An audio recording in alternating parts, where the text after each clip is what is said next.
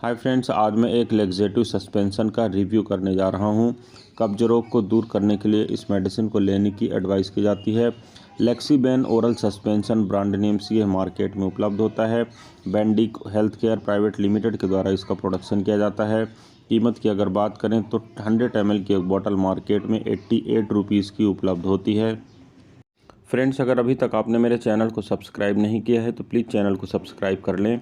Bell icon को भी press करें ताकि आने वाले सारे वीडियोस के नोटिफिकेशंस आपको मिल जाएं और आप मेरा कोई भी वीडियो को मिस ना करें।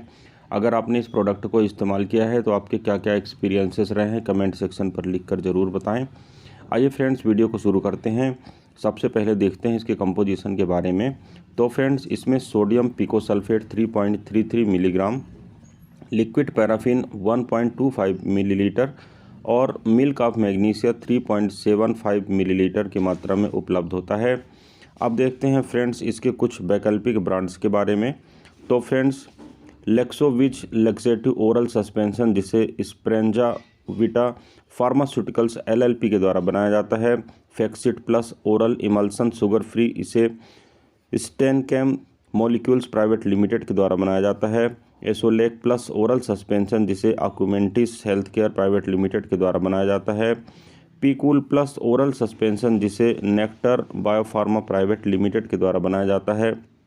और Goodlax plus laxative peppermint sugar free flavour, जिसे मैनकाइंड फार्मा लिमिटेड के द्वारा बनाया जाता है। फ्रेंड्स, मार्केट में मिलने वाले सेम कंपोजिशन के साथ उपलब्ध ये कुछ ऐसे डिफरेंट ब्रांड्स होते हैं जो आप इस मेडिसिन के न मिलने की स्थिति पर परचेस कर सकते हैं। आपको इफेक्ट सेम मिलता है क्योंकि इनके अंदर का जो साल्ट या मॉलिक्यूल होता है वह सेम होता है। अब देखते हैं फ्रेंड्स इस मेडिसिन के कुछ प्रमुख इस्तेमाल के बारे में। तो फ्रेंड्स, इस मेडिसिन या इस सस्पेंशन का इस्तेमाल कब्ज रोग को दूर करने के लिए किया जाता है। जब कभी आपको मलबद्धता या मलकोष्ठता होती है, जिस समय आपको मल त्याग करने की इच्छा नहीं होती, पेट कड़ा होता है लेकिन आपको या मल त्याग नहीं होता है, ऐसी कंडीशन में इस मेडिसिन को उपयोग करने की एडवाइस की जाती है।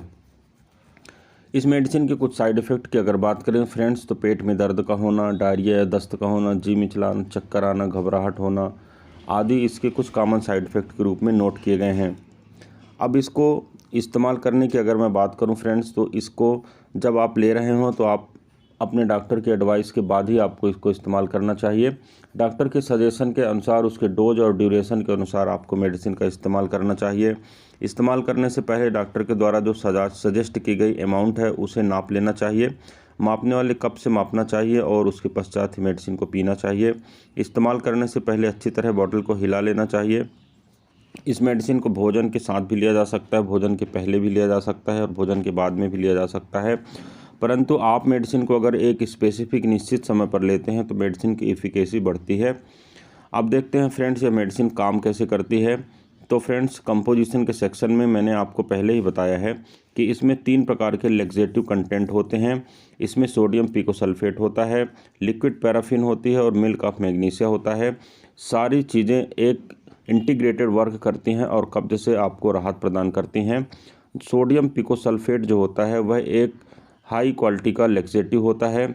यह मल को आगे बढ़ाने के लिए और पेरिस्टालसिस मूवमेंट के लिए रिस्पॉन्सिबल होता है, यानी पेरिस्टालसिस मूवमेंट को बढ़ा देता है। लिक्विड पैराफिन एक लुब्रिकेंट होता है और यह मल में पानी और वसा की मात्रा को बनाने में मेंटेन करने में मदद करता है।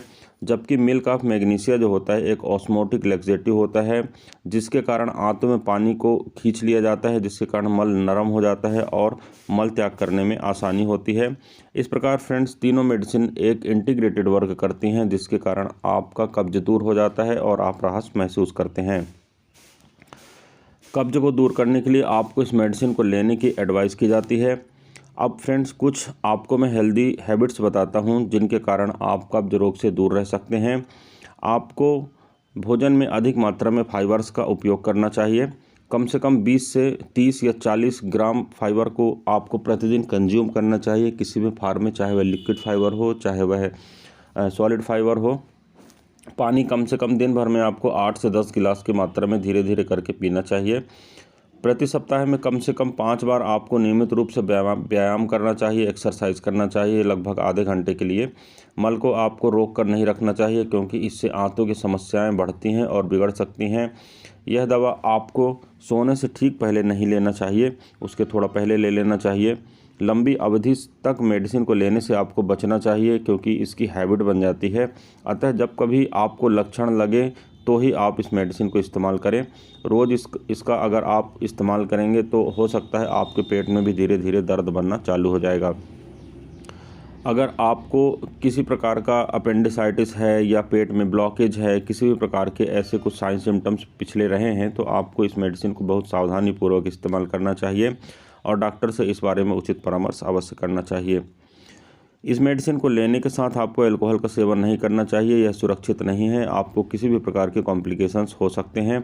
गर्भावस्था में अगर आप हैं या ब्रेस्ट फीडिंग करा रहे हैं या गर्भावस्था की प्लानिंग कर रहे हैं तो आपको अपने डॉक्टर से पहले परामर्श अवश्य कर लेना चाहिए।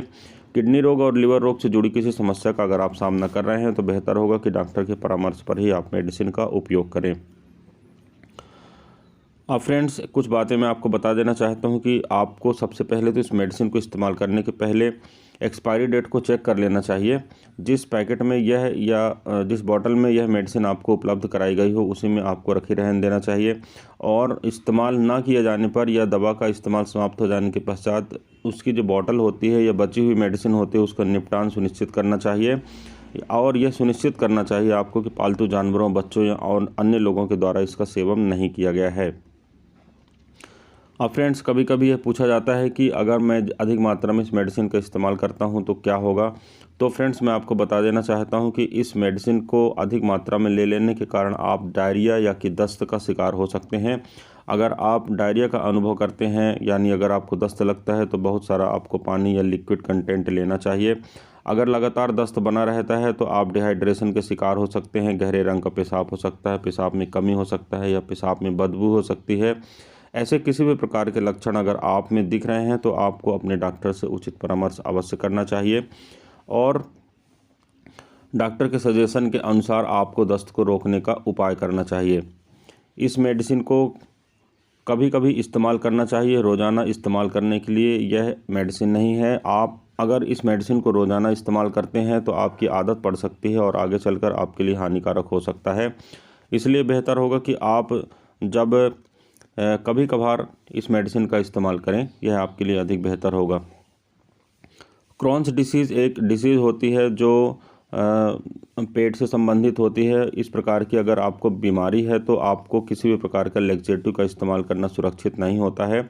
अल्सरेटिव कोलाइटिस अगर आपको है उस कंडीशन पर भी आपको मेडिसिन का इस्तेमाल नहीं करना चाहिए। अपेंडिसाइटिस से अगर आप जूझ रहे हैं या पेट में किसी भी प्रकार के ब्लॉकेज हैं तो उस कंडीशन में आपको लैक्सेटिव का सेवन नहीं करना चाहिए, यह आपके लिए हानिकारक हो सकता है। किसी भी कंडीशन में अगर आपको मेडिसिन लेने की आवश्यकता पड़ती है तो आपको अपने डॉक्टर से पहले परामर्श अवश्य करना चाहिए। तो फ्रेंड्स, ये था एक छोटा सा रिव्यू मेडिसिन के ऊपर। मैं उम्मीद करता हूँ फ्रेंड्स यह वीडियो आपको पसंद आया होगा। अगर वीडियो आपको पसंद आता है तो प्लीज़ वीडियो को लाइक करें, चैनल को सब्सक्राइब करें, वीडियो को शेयर करना बिल्कुल भी ना भूलें। इस वीडियो में फ्रेंड्स बस इतना ही। किसी अन्य अच्छे इंटरेस्टिंग टॉपिक के साथ आपसे फिर मुलाकात करता हूँ। तब तक के लिए गुड बाय। आपका दिन शुभ हो। जय हिंद।